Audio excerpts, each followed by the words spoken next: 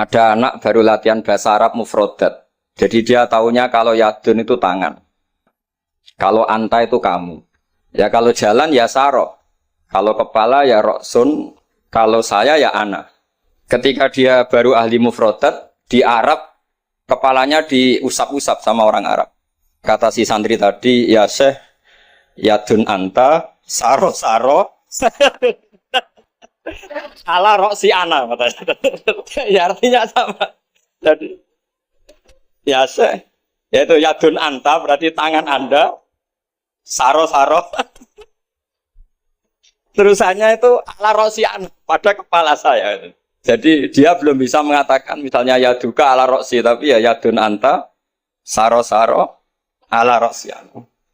Nah semoga semua dialek tadi nggak termasuk kategori yang itu. Saya dulu sekolah kakak kelasnya Gus Zofur itu ya punya teman kalau dimarahi di kelas itu bilang, Gus tadi saya dimarahi di depan alladzina aja. Jadi apa maknanya alladzina katanya? Katanya di depan orang apa? Banyak. Karena setiap ngaji alladzina wong akeh. Jadi kalau dimarahi di depan publik berarti dimarahi di depan alladzina. Nah ini kapan? Saya tadi pamit sama Gus Zofur itu kapan-kapan bisa disewa enggak Gus? Bisa kan? Ini menurut saya masalah yang lumayan serius. Saya pernah didolani lah sama Habib Soleh Alatas dari Tegal. Ternyata kru dari TV 7 atau kru dari Khazanah sering juga minta masukan dari beberapa narasumber untuk memberi penjelasan tentang tarikh sebenarnya misalnya tentang Umar. Di sini biasanya khas ulama itu dilematis karena kalau ngasih biasanya pemeran perempuannya benar-benar perempuan. Jadi resikonya kalau cantik itu nanti jadi masalah ikhtilatur rijal wan nisa. Kalau tadi enggak karena Anwar 3 mungkin. Atau mbak-mbaknya enggak mau berdampingan dengan Abu Jahal, enggak tahu tadi. Jadi saya enggak tahu tadi pertimbangannya itu fikhan atau apa trauma ya, karena takut itu. Para adik-adik santri yang saya cintai, saya bersyukur sekali karena saya biasanya nggak pernah mengacara mau itu hasanah ini mutor ya, karena yang merintahkan guru kita yaitu Kiai Haji Agus Abdul Ghafur. Begini, saya punya usul pada anak-anak. Saya bagaimanapun sangat mencintai Pondok Al Anwar. Saya usul sama anak-anak, terutama yang putra ya, supaya tetap menghafal fikih. Jadi kalaupun ditakdir nggak bisa berbahasa Arab kayak tadi, kayak Abu Jahal dan siapa tadi, Sayyid Hamzah dan sebagainya, setidaknya menghafal ahkam fikih. Al-ahkam al-fiqhiyah. Jadi saya mohon muhafadzahnya itu tidak hanya Quran lafdzon wa tilawatan, tapi menghafal ahkam. Ini penting sekali karena kelebihan kita di kampus. Ini pengalaman saya kerja di kampus. Keunggulan kita adalah kita ini hafal kepastian hukum fikih. Jadi misalnya Kangkang harus hafal meskipun nggak bisa baca teksnya kalau iddatul mutafa'an hazaujuha itu arba'ata asyuri wa asyra. Kalau dia min dzawatil hamli wa ulatul ahmali ajaluhunna ayyatuna hamlahun dan sebagainya dan sebagainya. Ini penting sekali karena ternyata yang saya baca beberapa orientalis atau beberapa orang barat itu masuk Islam itu karena Islam itu dianggap hukumnya itu detail. Termasuk mengatur pernikahan, perceraian, tata kelola ekonomi, tata kelola negara dan sebagainya dan sebagainya. Saya pernah ditanya menyangkut ekstremis. Kalau dalam bab dosa besar misalnya. Akbarul kabair ba'dal isyrak billah adalah qatlul mu'min. Jadi dosa terbesar setelah isyrak billah adalah qatlul mu'min. Membunuh orang mukmin. Lalu pertanyaannya adalah kita hidup di negara Indonesia yang penjahatnya ya mukmin atau muslim. Yang kadang premannya juga mukmin juga muslim. Lalu kalau kita membela diri, duel gitu dengan penjahat, lalu kita akhirnya membunuh si penjahat tadi. Apakah masuk ayat wa may yaqtul mu'minam muta'ammidan karena dia orang mukmin? Jawabannya adalah kitab fikih itu menyediakan bab namanya kitabus siyal. Bahwa mangqutila duna mali fahuwa syahid. Mangqutila duna ahli fahuwa syahid. Orang yang duel dengan penjahat kemudian dia mati adalah dia mati syahid. Dan dia kalau terpaksa membunuh tentu ada aturan-aturannya ya dengan tartib yang ditentukan di kitab-kitab fikih. Itu penjahatnya damnya itu muhaddar. Sehingga dia tidak kena kisos. Si sahibul bait tadi yang punya rumah tadi. Sehingga dengan fikih-fikih yang detail saya harapkan santri sarang.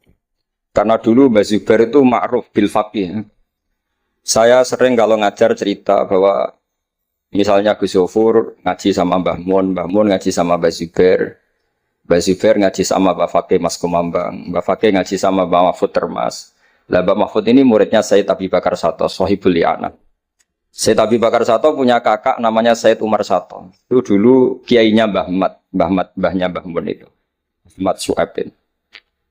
Itu dulu berwasiat kalau ngojlok adiknya Sayyid Abi Bakar Sato yang punya kitab I'anah itu. Serana gunane mulang kitab gede-gede, sing penting ku apal kan. Akhirnya kita ini korban konsepnya Sayyid Umar, jadi disuruh muhafadzah. Karena memang harus hafal, jadi mahfudot saat tadi jagoan sama Gus Zofur. Apa ingat ketika dulu muhafadzah? Karena kalau kita muhafadzahnya alfiyah itu gurunya bisa kita akali. Kalau kita pura-pura guru itu biasanya malu nyemak pakai kitab karena dikira nanti tidak hafal. Akhirnya murid-murid tahu. Mesti kebut ya Gus, enggak mesti bingung. Jadi ada trik. Ya akhirnya betul anak-anak dikebut terus gurunya semuanya terus wes pun Pak. Jadi bisa diakali juga akhirnya ya lolos. Terus cerita kedua ini kisah nyata. Saya dulu itu dengan Gus Zofur musyawarah Fatul Mu'in, macam-macam. Pernah digojlok sama bapak. Aku masuk krungu kon alim fikih ambek Gus Zofur makili Anwar, tapi aku ora percaya kon iso jawab pertanyaan. Napa, Pak? Itu ada seorang imam lupa baca Fatihah, langsung baca Sabbihisma rabbikal a'la. Kemudian makmum bilang subhanallah. Karena si imam tadi hanya hafal tadi 3 juz tadi. Itu enggak pede. Ganti wadduha. Wadduha makmumnya masih bilang subhanallah. Akhirnya ganti surat yang dia pasti benar, yaitu ganti kulhu. Karena dia dikira kalau surat panjang itu salah. Akhirnya diganti kulhu masih subhanallah. Lalu makmum tahu ini enggak ada solusinya kecuali dijelaskan secara jelas. Orang mau coba Fatihah. Lah itu fikih kita. Makanya saya berharap nanti Gus Zofur juga ngarang fikih yang seperti ini. Apakah yang seperti itu membatalkan sholatnya makmum? Karena darurat. Hanya subhanallah nggak memahamkan. Dia mau tidak mau harus ngomong. Kalau masalahnya itu udah baca Fatihah. Nah ini nanti supaya jadi fasul masalahnya Anwar 3 itu kalam ini termasuk membatalkan apa? Enggak. Karena kalau cari padanan ayat Quran tentang Fatihah juga tidak yakin imamnya paham. Misalnya pura-pura baca walaqad atainaka sab'am minal mathani yang artinya Fatihah juga saya yakin imamnya juga gak paham. Jadi ini ada masail-masail fiqhiyah yang setelah ditanyakan memang fikih dulu itu tidak memuat. Kita harus kreatif tapi bukan berarti merasa istihad untuk jawab beberapa pertanyaan. Terus cerita keempat ini tentang guyonan-guyonan ilmiah. Dulu itu kata Mbah Mun itu sering cerita dan ini etika modern ya, kebetulan norma modern dalam dunia akademik seperti ini, yaitu skeptisme. Jadi orang itu harus agak ragu kalau dengan pendapatnya. Ada seorang alim itu yakin kalau orang naik bulan itu tidak mungkin, karena dia percaya dengan teks Al-Qamar itu fisama irrobiah. Tapi kata muridnya, itu Kiai Kudus, semuanya dua-duanya Kiai Kudus, itu Kiai terkenal semua. Kalau menurut muridnya pokoknya mungkin ya. Orang mungkin terus dia cerita kola Rasulullah gini, panjang lebar. Itu bantah-bantahan tuh sampai 3 jam, sampai dekati fajar. Setelah dekati fajar kata gurunya, pokoknya cara aku gak mungkin.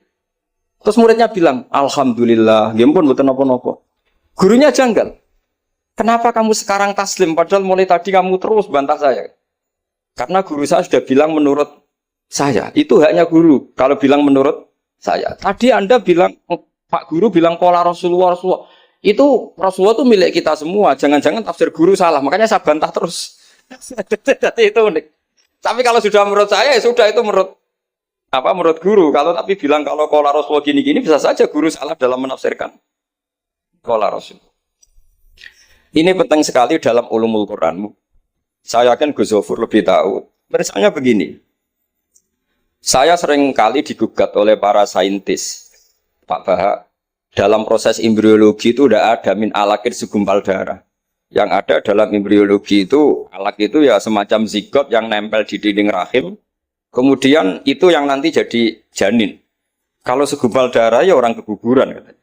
Nah, terus saya tanya, apa ada di Quran itu segumpal darah? Kata dia ada min alakin. Saya bilang, saya ini hafal Quran, tidak ada kata segumpal darah. Kalau min alakin ada kata saya gitu. Terus, tapi kata kiai-kiai itu begitu apa? Ya tapi tetap Qurannya itu min alakin, bukan segumpal darah. Yang ada segumpal darah itu terjemahannya, bukan Qurannya kata saya gitu. Ini penting saya utarakan. Nanti kalau terbukti secara sains bahwa nggak ada proses embriologi itu segumpal darah, itu yang salah bukan Qurannya, tapi kita yang mengartikan bahwa alagen itu segumpal darah. Sehingga kalau kamu mengartikan alagen segumpal darah, kamu harus bilang ini menurut saya, bukan menurut Allah dan Rasul. Nanti kalau kamu bilang segumpal darah menurut Allah dan Rasul, berarti kalau penelitiannya salah, yang salah Allah dan Rasul. Nah, meskipun tentu sesuai ilmu balaghah bisa saja min alakin benar-benar maknanya segumpal darah, karena untuk litahjin atau untuk litakbeh supaya manusia tidak sombong, diceritakan dia diciptakan sejenis segumpal apa? Darah, bukan harus materinya dari segumpal darah tapi sejenis itu. Ya untuk supaya manusia tidak sombong. Bisa saja kalau cara balaghah demikian. Ini kembali ke Umar tadi, saya ketika melihat drama Umar tuh, Sayyidina Umar itu berkali-kali punya pendapat. Karena beliau tuh sering solid, sering akurat, sampai penggemar beliau mengintikan hadza mar'a Allah wa ra'a Umar. Hadza mar'a Allah wa ra'a Umar. Ini pendapat Allah dan pendapat Umar. Sampai Sayyidina Umar marah besar, la taqulu hadza hukmu wa ra'a hukmu Umar, walakin qulu hadza hukmu Umar. In kana shawaban fa min Allah wa in kana khata'an fa min Umar. Kamu jangan mengatakan kalau ini pendapat Allah, tapi katakan pendapat Umar. Jadi kalau benar ya min Allah, kalau salah dari apa? Umar. Tapi sekarang banyak beberapa organisasi ekstrim yang semuanya itu di atas namakan Allah. Mungkin Gus Zofur lebih tahu, lebih ngalami. Orang itu kalau benci seseorang yang kelas nasional, wah itu sudah dihujat, dimaki-maki. Kita yang menemani mereka itu juga dihujat. Wong fasik, wong keliru kok dikancani. Karena pikiran fikihnya adalah kita harus tafrik bainal haqqi wa bainal batil. Harus jelas ada demarkasi mana hak, mana apa? Batil. Itu fikih yang sementara kita pelajari. Sehingga mungkin orang enggak apa ya istilahnya akan menyalahkan lah saat kita bertemanan dengan orang yang macam-macam di Jakarta, apalagi orang liberal macam-macam.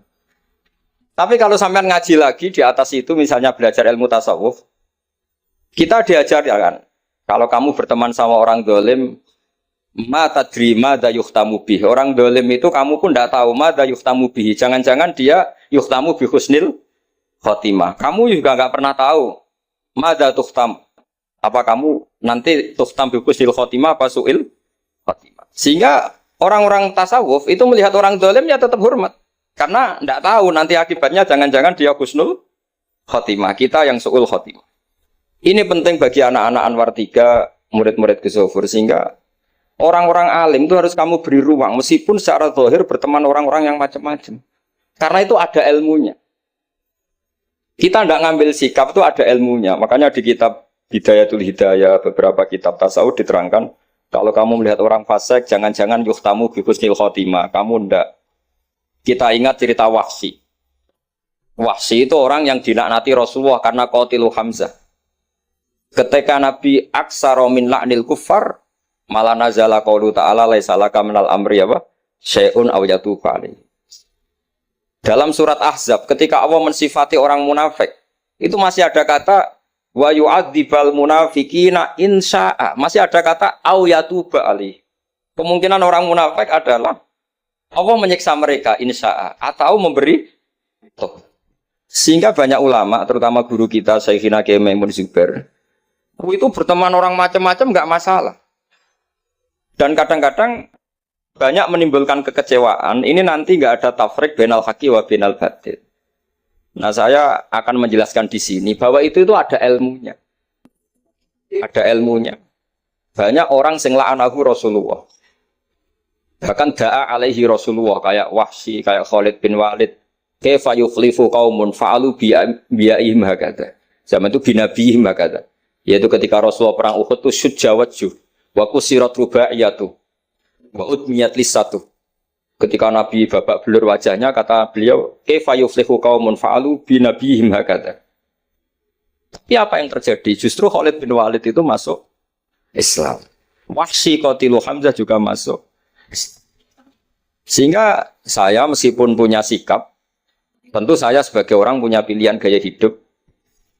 Mungkin saya ya akrab lah kalau sama misalnya Mas Nusron gitu. Tapi kalau Gus Zofur akrab. Tapi saya menghormati, itu pasti ada ilmu. Saya jaga jarak ya ada ilmunya. Gus Zofur berteman juga ada ilmu. Nah, ini yang saya harapkan dari Anwar. Mohon ilmu ini diperkuat. Karena basis terkuat peradaban adalah ilmu. Ilmu menyediakan segalanya. Saya masih ingat Gus Mek Peloso itu akrab sama bapak saya. Karena beliau senang semaan. Kebetulan pendiri semaan Jantiko itu bapak sama Gus Mek. Jamiyah anti koler itu awalnya. Selama-lama diganti Mantap. Terus di era putra-putranya diganti Zikrul Ghafilin. Itu kalau jagungan sama bapak itu beliau bilang intinya begini. Iya, mau nahi mungkar, kenal era gelem kok nahi mungkar. Oleh proses piye oleh tarbiyah piye kenal era gelem. Meskipun tentu anak-anak tidak saya sarankan seperti Gus Mek karena jadab Anda tidak mesti sukses kayak Gus Mek. Itu kan resiko. Karena untuk sukses itu butuh keramat, butuh macam-macam lah. Kalau sampean latihan gitu pasti ditangkap keamanan itu. Karena itu masalah gitu kalau di pondok masalah. Tapi apapun itu, kita punya cukup khazanah ilmiah untuk melihat itu. Saya berkali-kali kalau acara di Pondok Hajan sering bilang, berteman orang fasik itu tidak boleh. Wa ingka nadasarin fajan dibu suratan. Kalau berteman orang fasik itu nggak boleh karena nanti ketularan fasik. Tapi kalau dibalik, pertanyaannya dibalik. Mbah niki membina orang fasik. Dan di antara membina tentu prosesnya itu berkawan macam-macam. Kalau dibalik itu menjadi haram apa halal? Bukan dibahasakan berteman orang fasik, tapi membina orang fasik. Ini penting saya utarakan karena khazanah kita itu banyak. Saya berharap ulumul Quran di sini sampai yang seperti itu. Saya beberapa kali belajar kitab Hayatus Sahabah. Di situ ada satu aplikasi Kamal Quran, baik yang fiqhud dakwah maupun fiqhul ahkam. Saya di situ yang paling saya kenang adalah cerita-cerita misalnya termasuk yang dikutip Habib Zain bin Sumit dalam kitab Al-Manhajus Sawi. Suatu saat ada ustadz, saking semangatnya nahi mungkar karena si Harun Rasid sering salah, didatangin. Kata si ustadz tadi, inni nasihun lak famusyaddidun alika fala tajidanna fi nafsika aliyya syai'an. Saya akan memberi nasihat Anda, tapi saya agak ekstrim, agak keras. Mohon kamu jangan tersinggung, Anda jangan tersinggung. Anda ya Amirul Mukminin jangan tersinggung. Tapi apa kata Amirul Mukminin Harun Ar-Rasyid? Uskut ya jahil, kamu ustadz bodoh. Terus, fa inna Allaha ta'ala qad arsala man huwa khairun minka ila man huwa syarrun minni. Ini saya terpaksa bahasa Arab karena tadi takut kalah sama Abu Jahal tadi. Jadi ini mohon sekali ini kompetisi. Jadi kalau Abu Jahal saja bisa bahasa Arab, masa saya kiai tidak bisa bahasa Arab. Jadi saya tadi itu, ya kan di Abu Jahal saja bisa bahasa Arab. Fasih lagi tadi. Yang saya kecewa dia sopan ngasihkan mic tadi. Duduknya sudah benar gak sopan tadi kok. Gak benar jadi memerankan Abu Jahal memang harus. Tapi semoga berakhir nanti diteruskan jadi Abu Jahal repot. Nah ini kata Harun Ar-Rasyid. Inna Allaha ta'ala qad arsala man huwa khairum minka ila man huwa syarrun minni. Wa ma'a dzalika qala ta'ala faqula lahu qawlan layyinan la'allahu yatadzakkaru aw yakhsha. Tentu kita tahu Allah mengutus Musa dan Harun atau Musa saja yang populer. Musa itu man huwa khairun minka, tentu Musa itu lebih baik ketimbang Anda. Ila man huwa syarrun minni, tentu Fir'aun itu lebih buruk ketimbang saya. Itu saja masih ada aturan faqula lahu qaulal layyinan. Kamu harus ngomong yang halus. Kok kamu dakwai saya mau pakai kasar? Akhirnya si Fasakata tadi yang gurunya langsung ustadz, yang ustadz tadi langsung diam dan ngakui kalau Harun Ar-Rasyid lebih alim ketimbang dia. Nah saya harapkan nanti ulumul Quran di setai 3 itu tidak sekedar mengenali mufrodat, tapi mengenali makna terjemah, juga makna yang bisa disimpulkan dari ayat-ayat Qur'aniyah. Sehingga nanti keyakinan saya ya. Apapun berubahnya zaman, nanti Quran itu tetap bisa dibaca kalau cara maknani seperti itu.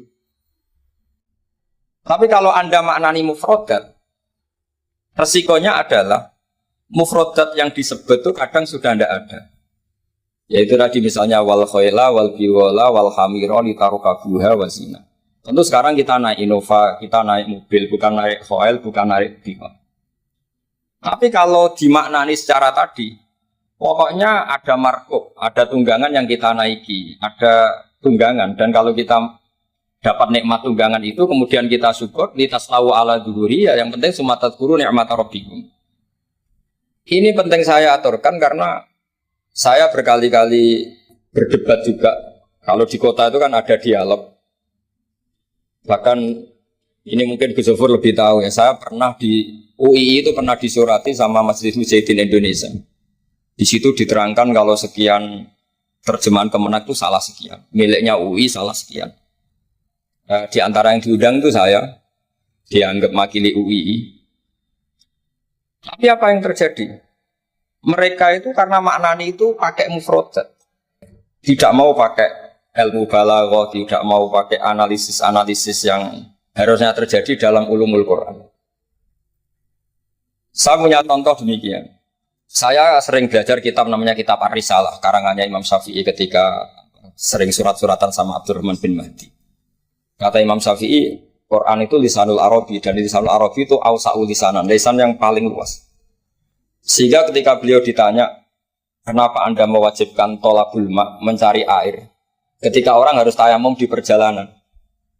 Terus Imam Syafi'i menjawab, falam tajidumaan, kemudian kalian tidak menemukan air. Itu baru fatayammamu sa'idan thayyiban.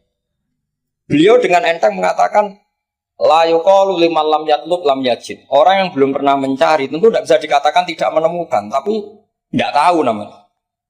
Jadi kalau dikatakan tidak menemukan, pasti pada sabkit tolak setelah mencari. Kalau belum mencari kok mestinya tidak tahu, bukan bisa dibahasakan tidak menemukan. Nah, saya berharap anak-anak ini karena ditunggui Mbah Mun yang ma'ruf dengan tafsirnya Gus Zofur. Karena Mbah Mun itu murid Said Alawi. Said Alawi punya karangan Takirat Faidul Khobir yang di karang Said Alawi dengan Habib Abdurrahman Al-Musawa kalau nggak salah. Yang nyarain agamanya Syekh Zamzami. Dulu saya belajar itu juga sama Gus Zofur karena dulu yang ngajar Mbah Mun sendiri. Saya juga sering menerima keluhannya Gus Zofur di Jakarta, di mana-mana orang analisis Quran itu tidak pakai ilmu balaghah. Ini repot sekali. Karena kalau kita tidak pakai balaghah, maka al-adat yufidul hasra. Kalau dalam kaidah usul fikih, al-adat la yufidul hasra. Ketika Allah pakai kata hitungan itu belum pasti hasr. Jadi taruh saja misalnya begini, ini yang kisah nyata dalam hadis sahih. Ketika Rasulullah itu memintakan maaf sama orang munafik, terus kata Allah mengingatkan intastaghfir lahum sab'ina marratan fala yaghfirullahu lahum. Kata Nabi, jika 70 tidak bisa dimaafkan, wa sa'azidu ala sab'in. Ya sudah, saya tambahi lebih dari 70. Ternyata sama Allah didhawuhi, maksudnya tidak gitu. Kamu mintakan ampun untuk orang munafik maupun tidak, sama-sama tidak saya ampuni. Sehingga terus ada kaidah al-adat la yufidul hasr. Ini penting dalam ulumul hadis atau ulum usul fikih.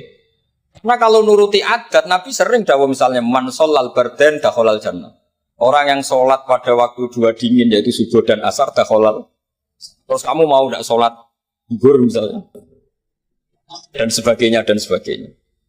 Nabi sering menyebut kebenaran, misalnya kebaikan adalah ini.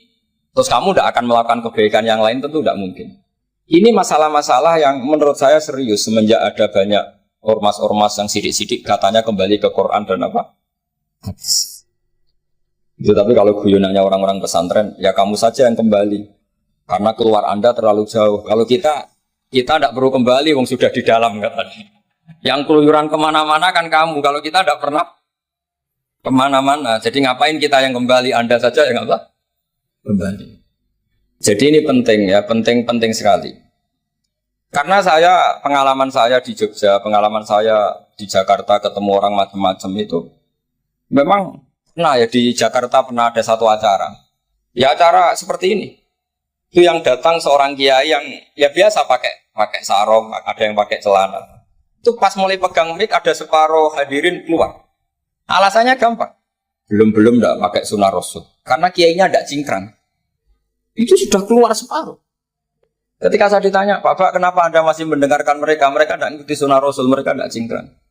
Kata saya gini, Rasulullah itu hafal Quran. Dan saya kebetulan saya hafal. Jadi saya sudah ngikuti sunnah Rasul. Jadi kalau Anda ingin sunnah Rasul kayak saya harus hafal Quran. Kalau motong celana itu gampang.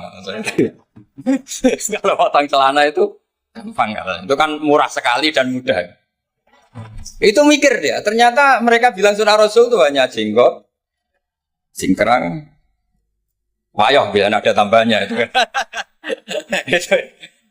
Itu lah ini saya tantang anak-anak Anwar 3 supaya ngikuti sunnah Rasul yang keren, yang tantangannya berat, yaitu hafal berapa Gus tadi 3 juz itu. Itu saya tuh sering protes sama anak-anak. Itu nanti kalau ketemu malaikat Jibril, Anda dianggap mengikhtisar Quran. Masa Quran 30 juz jadi 3 juz. Itu kan kayak kitab Mukhtasar Jiddan, jadi dari kitab besar terus diringkas.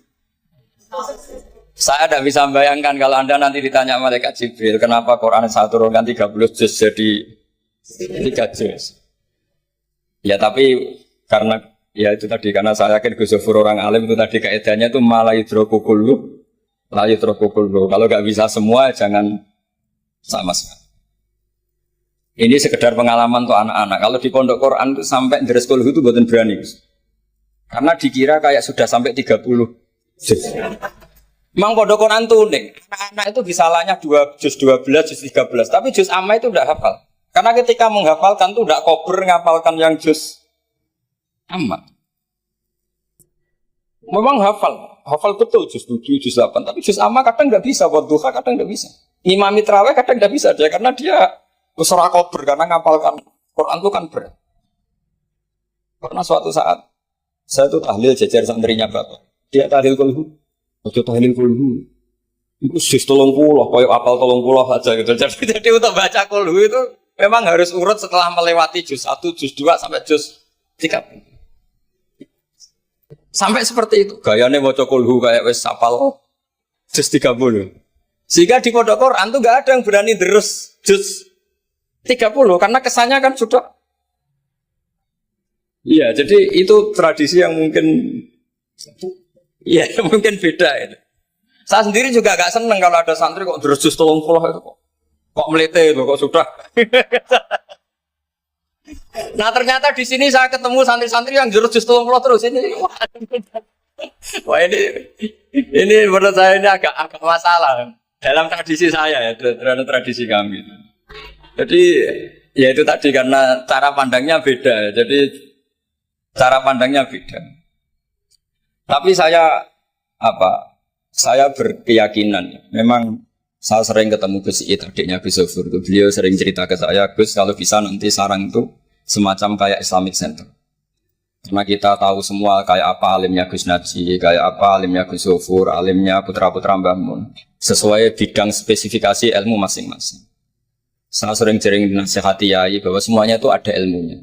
Tadi misalnya Anda tidak tegas sama orang fasik, itu ya ada ilmunya. Karena mungkin kita tawaduk la nadrima yuftamu bihi. Kita tidak tahu si fasik tadi yuftamu bi apa, kita tidak tahu.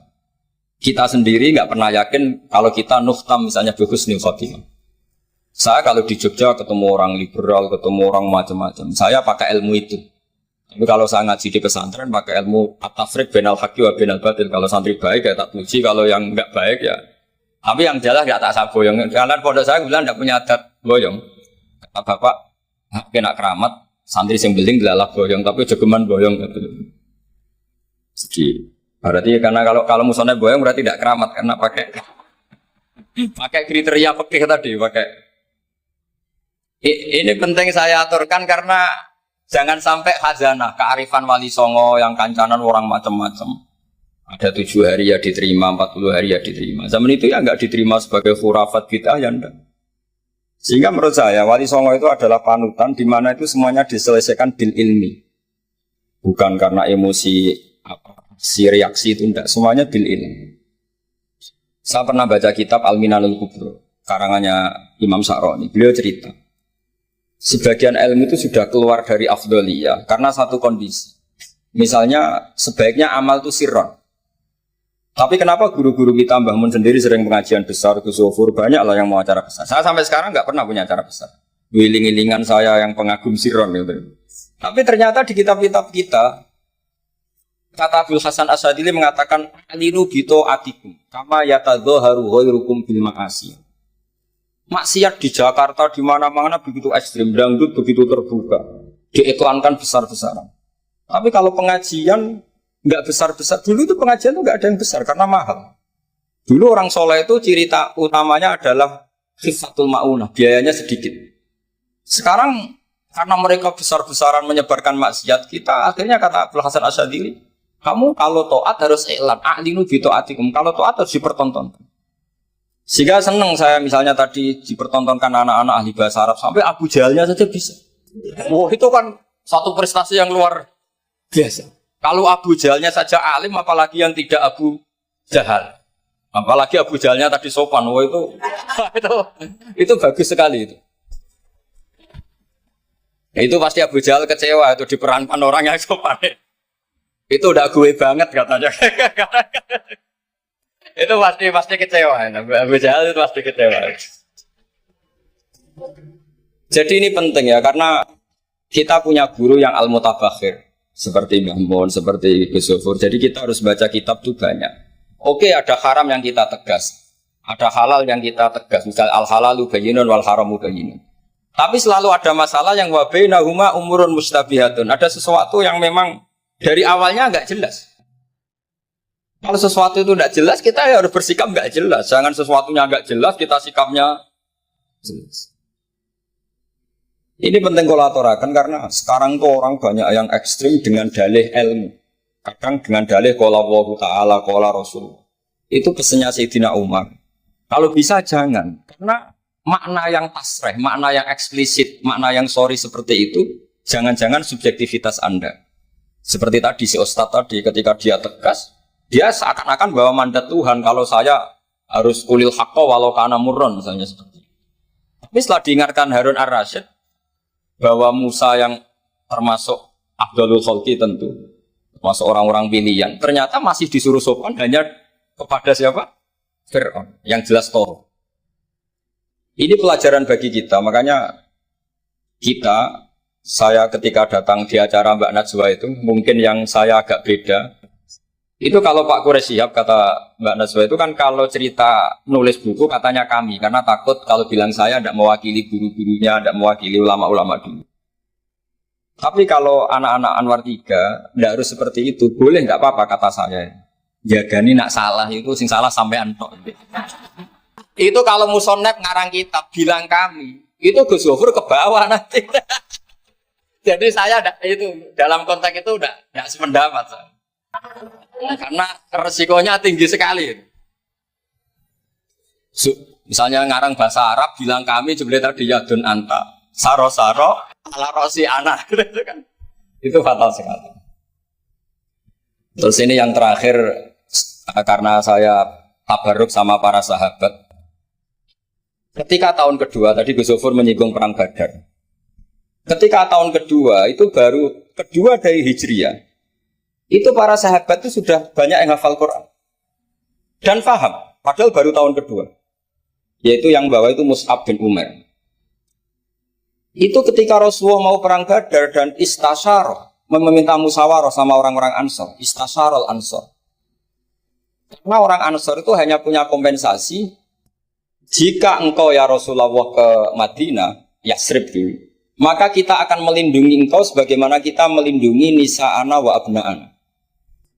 Tapi masalahnya perang Badar itu Rasulullah harus keluar dari Madinah. Rasulullah sehingga khawatir jangan-jangan orang Ansor tidak berkomitmen dengan perjanjian itu, karena itu di luar apa? Perjanjian, karena sudah keluar dari Madinah. Ketika istasyarul Ansor, apa kata itu? Mikdad bin Aswad, ada yang nulis Mikdad bin Amr. Karena bapaknya namanya Amr, cuma dia masyhur disebut Mikdad bin Aswad. Ada rawi yang mengatakan itu Sa'd bin Mu'adz, tapi yang jelas itu Mikdad bin Aswad. Ini ingat ya, tahun kedua dari Hijriah. Apa kata Mikdad? La naqulu laka kama qalat Banu Israil Fadhab anta wa rabbuka faqatila inna hahuna qa'idun. Walakin idhab anta wa rabbuka faqatila inna ma'akuma muqatilun. Ya Rasulullah, kamu jangan khawatir kalau kita-kita ini pecundang kayak orang Bani Israel. Orang Bani Israel itu kurang ajar sekali. Mereka yakin kalau Musa itu orang hebat. Dan tentu Allah adalah zat yang super. Ala kulli syai'in. Kalau Allah itu superior, kemudian kamu kenapa susah-susah ngajak kita? Buat jenengan sama Allah datang ngelawan Jababiro, tak tunggu beritanya. Nah, itu kadang-kadang santri sekarang ya kayak Bani Israel. Itu kalau ngerti kiainya keramat, misalnya Gus Zofur lari seminar keramat, terus kiai kuwi sugih ora usah diaturi gitu. Jadi kadang keyakinan itu ya salah. Seperti tadi, Nabi Muhammad itu para pangeran, nak perang ora usah dibantu, kan bisa melibatkan Jibril, Israel kan selesai. Itu bisa fatal kalau seperti itu. Banyak loh kiai-kiai keramat ngeluh itu karena santrinya terlalu kultus keramat, terus santrinya orang mikir kiai ini. Ini buatan nyindir fakta gitu, terus biasa mawon. Dan terus menurut saya itu tradisi yang salah. Kalau di Sidogiri itu santri yang paling miskin, misalnya akhir sana, tapi nggak perlu ditiru. Kecuali itu orangnya ikhlas nggak perlu ditiru. Itu misalnya santri 100 urun 10.000-an, 20.000-an diaturkan gurunya. Karena adat Madura itu panen jagung ya gurunya punya hak, panen apa saja ya gurunya. Itu tidak nunggu kaya. Kalau adat sana kan tidak nunggu jadi alumni, jadi kaya baru ingat kiainya. Itu kalau tepahan kiainya sudah meninggal kan terus repot gitu. Itu kata orang tadi siapa itu Mikdad bin Aswad. La naqulu laka kama qalat Banu Israil. Fadhab anta wa rabbuka faqatila inna hahuna qa'idun. Walakin idhab anta wa rabbuka faqatila inna ma'akuma muqatilun. Tapi silahkan ya Rasulullah, engkau berangkat. Kita akan mengikuti engkau ikut perang. Artinya apa? Mereka bisa memahami Quran meskipun itu kisah tentang Bani Israel. Mereka tahu sindiran Quran, mental yang benar kayak apa, yang salah kayak apa. Dan itu yang ditiru kitab Fathul Mu'in. Misalnya kitab Fathul Mu'in menulis begini. Misalnya ya, waktu sannu misalnya as-sholat binasatin atau wayusannu nasatun di sholatin. Disunatkan kalau mau sholat itu sumringah, kelihatan happy, kelihatan senang. Wayusannu nasatun di sholatin. Terus di penjelasannya sederhana. Fa inna Allaha ta'ala dzamma li tarikihi wa qala wa idza qamu ila sholati qamu bis. Kalau mau sholat itu harus kelihatan sumringah, happy, kelihatan senang, isyuk, berontok, mau sholat, mau ketemu Allah, mau ngajak. Karena Allah itu mengkritik orang yang meninggalkan nasyad. Yaitu kalau mau sholat aras-arasan. Terus beliau menyitir wa idza qamu ila sholati qamu kusal. Sehingga ketika kita baca tentang orang munafik, bukan berarti untuk orang munafik di sana, kita di sini. Seakan-akan kita terbebas dari sifat orang apa? Itu bukan da'bu ulama'ina, bukan ahwal ulama'ina. Ahwal ulama kita ketika baca Quran adalah otomatis kita memahami. Dan memahaminya itu bisa mafhum yang luar biasa, kayak tadi. Kayak yang saya ceritakan tadi, Harun Ar-Rasyid, kayak siapa tadi, Mikdad bin Aswad, dan kayak tadi Fathul Mu'in misalnya. Sama dengan model-model karangan Imam Ghazali. Imam Ghazali kalau ngarang kitab itu sebenarnya sederhana. Setelah kita teliti itu semuanya ya sederhana sekali. Artinya ayat yang dikutip itu sering kita baca. Tapi beliau secara indah, secara menakjubkan, itu bisa ngambil kesimpulan yang luar biasa. Saya punya kitab Mufrodat yang dikarang oleh beberapa ulama. Dan beliau cerita tentang kehebatan Sayyidina Ali dalam menafsirkan Quran. Kata Sayyidina Ali, saya tidak bisa membayangkan dahsyatnya angin ketika mengobrak-ngabrik kaum Mu'ad. Karena anginnya angin balelo, tidak terkendali. Ya, karena Allah punya tradisi begini, kata Sayyidina Ali. Wa im min syai'in illa indana khazainuhu wa ma nunazziluhu illa biqadarin ma'lum. Segala sesuatu itu terukur dan saya turunkan juga dengan ukuran yang pas, biqadarin ma'lum. Tapi ketika Allah mensifati angin yang untuk kaum Ad disebut birihin sorsorin atiyah. Atiyah maknanya balelo, pakai tak. Ya, pakai tak. Terus yang sebagian ayat tentang Nabi Nuh. Inna lamma taghal ma'u hamalnakum fil jariyah. Togho itu maknanya lacut. Jadi air sudah gak terkendali, kayak di luar kendali malaikat. Sudah togho, sudah balelo. Saking balelonya yang main hantam saja. Kata Sayyidina Ali, Sehingga dua ayat ini menunjukkan betapa dahsyatnya banjir karena diredaksikan togolma. Begitu juga betapa dasarnya angin karena disebut dirihin sorsorin atia. Jadi yang namanya atia itu pakai tok ya. Ini ain tok ya. Ini yang pakai apa? Ain alif ta. Jadi dari mufrodat ini kelihatan bahwa benar-benar dahsyat. Karena Allah punya adat segalanya terukur. Ternyata di situ disebut tohornya semuanya sudah keluar dari apa? Ukuran. Ini saya mohon sekali karena anak-anak Anwar 3 ini menangi Mbah Mun, menangi Gus Zufur. Saya sendiri diminta beliau bantu ngajar di sini. Jadi saya mohon sekali karena ini banyak banyak ya nabi al-ilmi lah, banyak sumber-sumber ilmu. Tolong sekali dimanfaatkan yang baik. Terutama anak-anak yang di muhadharah ini kajian-kajian fikihnya itu harus dihafal. Karena hafal ini sanad kita. Dulu Mbah Mat itu ngaji sama Said Umar, kakaknya Said Abi Bakar Sato. Memang semua kitab itu harus mahfudz, harus dihafal. Saya sendiri dengan Gus Zufur itu yang mendapat barokah muhafadzah zaman sekolah. Dulu kalau nggak muhafadzah itu nggak naik. Tapi ya dulu bisa diakali ternyata itu. Dulu Mbak Fakih itu ahlinya Faati. Jadi kalau ada orang anak nggak naik ditanya. Sungkin arah munggah pening di ngitung terminal, Mbah. Waktu itu Mbak Fakih terus diunggahno. Kata beliau, nak nganti den terminal dadi wong nakal aku sing kedosan. Mergo tadi mayu adi ilal haram nggih. Haram.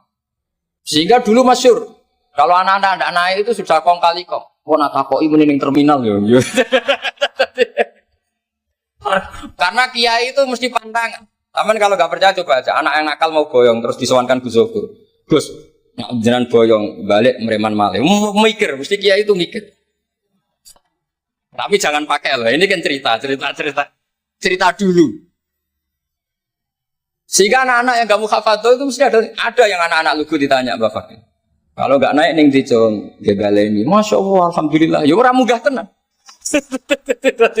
Jadi cara pandang kiai itu unik. Makanya ilmunya kiai susah dianalisis ini karena unik. Ya seperti itu. Ya saya harap ilmu ini nggak jadi nggak jadi masalah bagi anda. Terus nanti anda menteror Pak Musonep. Apa Pak Musonep? Nah, aku ramuga yang terminal kan. Oh, udah bisa. Ya saya kira demikian. Semoga manfaat. Terus kalau ini ngapunten sangat sudah berbiasa, buatan sakit kalau acara-acara pidato, buatan sakit. Nak ngaji kalau biasa, nak ngaji rak ngerpek, wonten kitabnya terus mocok. Tapi kalau seperti ini tuh temanya jadi bias. Tapi ya semoga tadi barokahnya Sayyidina Umar tadi kok. Saya jadi malu itu karena tadi Abu Jahal kok fase gitu, saya itu masih. Ya.